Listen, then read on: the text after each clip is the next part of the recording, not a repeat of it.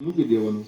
હાવ પેલા કોઈ હવાઈ આવે જાય એમ ન હોય તો બીજે દિવસે ત્યાં ગમે ને કીડીઓ આવી જાય, ગોતતી ગોતી આવી જાય, કારણ કે એનો અહેસાસ થાય, એની સુગંધ એને મળી જાય કીડીઓને.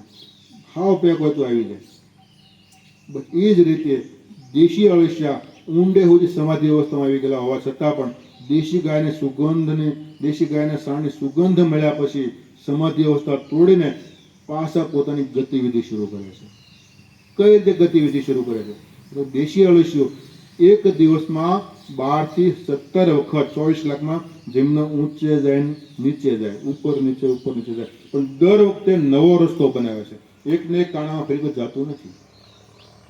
દેશી અળસિયો માત્ર માટી ને પથ્થર જ ખાય છે, છાણ ખાતું નથી.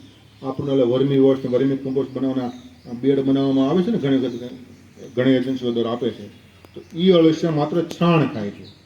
એના માટે છાણ નાખવું.